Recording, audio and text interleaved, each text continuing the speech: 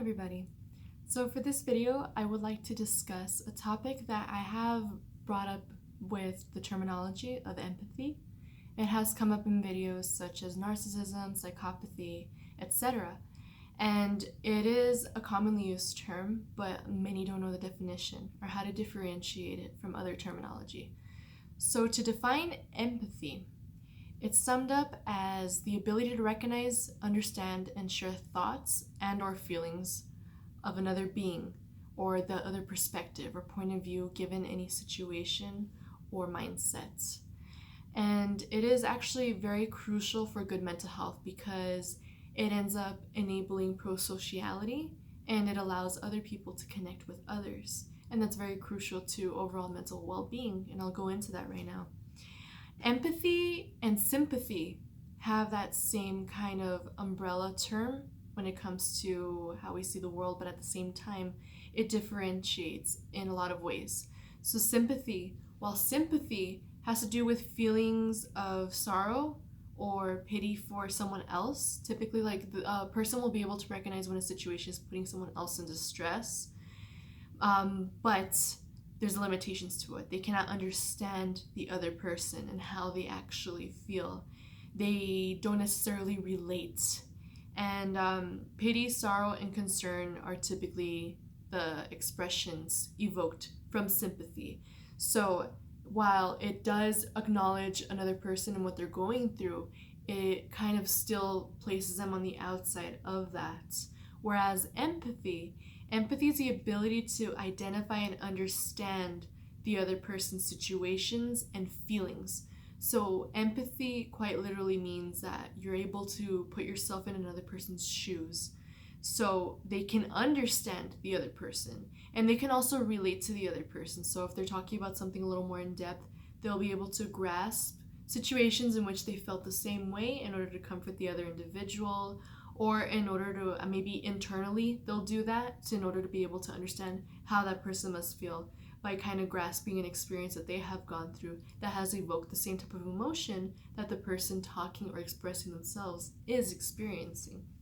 And the main things that come out of that is understanding, acceptance. Those are all evoked within that kind of spectrum. So that's where it sets itself aside from sympathy. A lot of people can have sympathy for others. They can be like, oh, I'm sorry about that, or that's kind of harsh, like that is tough. But empathy goes into where the individual actually goes into introspection and they put themselves in that person's situation and they try to understand it from their viewpoint rather than from the outsider viewpoint or the typical guideline of how anyone would feel in that situation, if that makes sense. And empathy is actually been coined by psychologists and scientists as an evolutionary advantage because it allows us to have that interconnectedness with one another, and it allows us to be able to analyze situations and perhaps put ourselves in that situation before getting into it, or in order to understand another person and in order to be able to relate to the world on a deeper level, more so than just serving oneself. So this can be very advantageous and it can come together very well with a good outcome. For example, right now in social situations, in situations that involve a lot of people having to come together to be able to collectively show up and support one another, depending on whatever movement it may be. So typically, if it is in a case where there is a certain situation that affects one community, empathy is collectively shown when many groups of people or many individuals actually gather around the social situation and show their support and show their emotions and try to really understand the person going through that or the community going through it. That's when empathy can be very collective and positive, and it can benefit all mankind, given the fact that people are able to show up for one another because they're able to empathize and not just sympathize and walk away. They're a little bit more able to put themselves in the shoes. They're a little bit more able to understand what it's like from that viewpoint, so they show up more, they support, they actually take action in matters of their own hands, and they step in and show up for the other person, and that can create a lot of positive effects, and that can actually catalyze change. So empathy is very important, and empathy can help our fellow individuals, our fellow brothers and sisters, no matter what community we fall into. Because if we constantly only focus on our own communities or our own individualistic needs, we veer away a lot from empathy, and we're not able to show up for other people and collectively all empathize together and actually catalyze some sort of change or catalyze understanding, so people don't feel alienated, ostracized, or marginalized, as many communities already do, given a lot of factors that I can go on and on about, but you get the idea. From a mental health perspective, it displays, and in many studies, in different individualistic case studies, there are high levels of empathy in an individual function well in society and interpersonal relationships, like I just mentioned. When someone has that ability to empathize with other people, it does add to society, because they step outside of themselves to see how they can help others. And they also step outside of themselves by being able to understand someone else. And whenever someone is understood, that person feels less alone, and it creates kind of like a very positive ripple effect in people paying it forward, in good deeds, in good Samaritans out there, in global changes and activism, in humanitarianism. Empathy is heavily displayed in those situations and in those roles. And that's like my best example of showing what empathy can be catalyzed for doing. And the lack of empathy can be displayed in, like I've mentioned in previous videos, for a narcissistic person or a person displaying narcissistic traits from the dark triad, or they have that personality disorder in them, will lack empathy. And psychopaths will lack empathy because they're not able to understand a person. They're not able to put themselves in other people's shoes. And in narcissistic personality disorder especially, they're just in their own world, and they're not able to reach out or look beyond that to see how other people feel around them. It's also shown in antisocial personality disorder, which I will like to create a video later.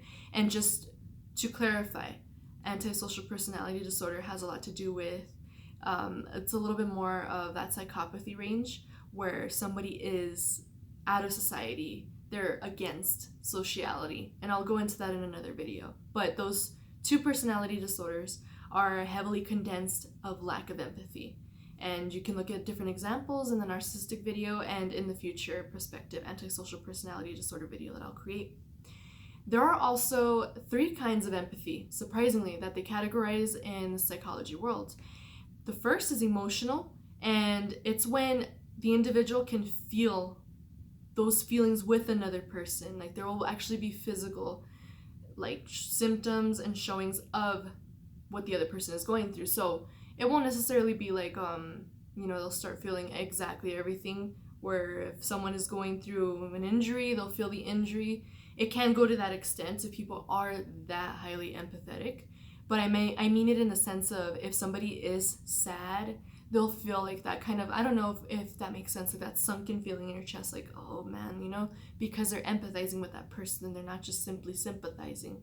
And that's because of mirror neurons. It can even range because of the facial expressions that the individual's making when they're expressing their feelings. We tend to mirror that, and our neurons pick up on that and pick up on the environment just by seeing that person. And it may reflect upon us, and especially if we're highly empathetic, we'll start feeling all of the different mechanisms and physiology that fall into those expressions and emotional expressions. And it helps in very close interpersonal relationships. The emotional empathy does help a lot with that. And that is exactly where that term empath comes from. It's a little bit more widely used now, where people say, oh, I am an empath. That is exactly what they mean by that. Their emotional empathy is really there. So that's where that term really stems from. The second kind is cognitive empathy. And cognitive empathy is a little bit more in relation to thought and understanding and intellect. So it's a little step above sympathy, but it's not as deep as emotional empathy, but it is still within the empathy range. So it helps in situations of negotiation, it helps in motivating others and understanding perceptions. So this one actually does involve thought and emotion, but it can be in an instance where if someone is in, for example, customer service, and if there is a client expressing their emotions to them, whether it be, a very intense situation or it just be a simple disagreement, or if a person is showing a little bit of distress and being vulnerable to the person in customer service position, then the person in the customer service position will be able to empathize, and it'll be that cognitive empathy range and be able to negotiate and be able to put themselves in their shoes, but it's still a little bit more of an outsider perspective than it would be more in depth. Now, the third category is compassionate empathy, and that is when intellect, emotion, and action all fall together. And according to psychology and linking back to the personality traits that are ideal in a person, the compassionate kind of range in the empathy is a little bit more ideal, because this is where the person is able to feel what that person is feeling. They'll be able to understand what they're feeling, and they will be taking action in order to work towards whatever it is that that person needs at that moment. So it'll go a little bit more than just listening and saying, oh, I understand, or I'm sorry about that, or oh, that's very exciting, yes, and the contagious happiness happens. It goes into that.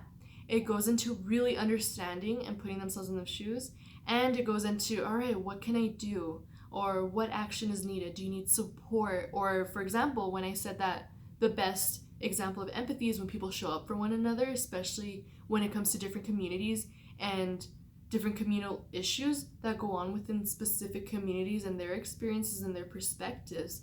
When people outside of that community even show up for them, they are able to empathize what they're going through, not just sympathize with it. They're able to really put themselves in their shoes. They're able to educate themselves and understand what's really going on. And then it falls into like, okay, then let me take some action because I feel for them. I empathize with them. So what action can I take in order to help them, in order to help that specific community? And this can be seen mainly, for example, you know what, I'll bring it up right now. For example, what's going on with the Black Lives Matter movement right now.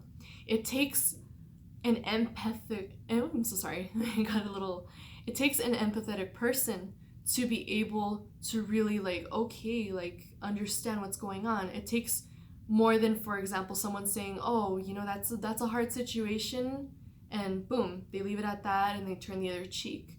But in the case of somebody with, for example, that compassionate empathy type, they'll be able to understand that, okay, recognize that it is a very tough thing. There are specific issues that happen in the Black community, for example, and there are specific things that they go through, a specific perspective and experience that it takes for an individual in that community because of a lot of other things that have fallen up until that point.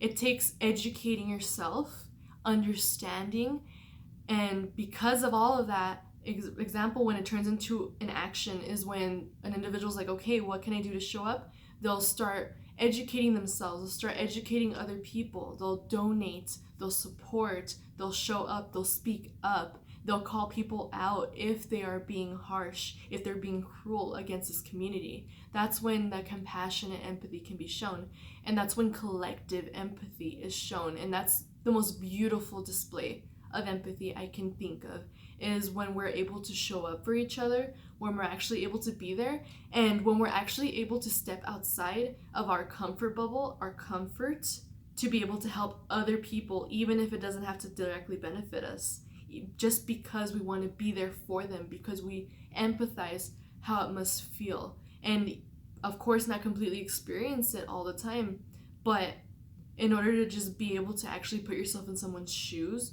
to see things from their point of view, I think that's the most beautiful form of empathy ever, is when we come together as humans and we show up for one another, no matter what people are going through and whether it applies to us or not. I think that's the best display ever. And in empathy, for example, like if people lack it or they avoid it, a lot of people like to avoid it. And all of the research that I have gone through, articles and different case studies, it shows that the reason being is because they avoid it due to mental effort. Because of the mental effort it requires to have empathy. Empathy is like a muscle that some people need to train. Some people are born with being able to put themselves in other people's shoes, but there are also a lot of people who want to be more empathetic. And they do so when they actually put themselves in someone's shoes, they kind of practice it. They kind of practice it in pausing and actually taking in and doing research and trying to really listen to somebody and really visualize what it's like from their standpoint. But a lot of people tend to avoid it because of that mental effort, or they have those personality disorders or traits that empathy and that ability to have remorse or anything is completely non-existent. So I'm pretty sure you can see that when people are very disregarding to other people, a community, for example, they just, it's not my problem, then I won't deal with it, or I don't care, it doesn't apply to me. That is a perfect example of somebody avoiding an ability or an opportunity to practice empathy. Or, you know, they're just not being able to really recognize when somebody's hurting, or be able to feel bad if they see injustice being done. Not just sympathy, but like just turning the other cheek when injustice is done. That's when you can really see that people avoid the ability to exercise empathy for another individual or another life. So I really hope you enjoyed this video. I feel like this is appropriate for what's going on right now. And I hope that a lot of empaths have gathered here, or I hope that this has actually maybe sparked a little something for the viewer or whoever they pass it on to be able to, all right, you know what, I actually do need to strengthen my little empathy muscles. Let me do that. Let me show up for somebody. Because I think that's one of the greatest things we can do in this life. Like, no matter what background you come from or belief system or values that you align yourself with, I think one of the best things we can do on this earth is show up for one another and be able to understand and truly educate ourselves about one another and exercise that empathy. So I hope this video has been helpful. Feel free to pass it on if you need to. And thank you very much for watching. Have a good mental health day.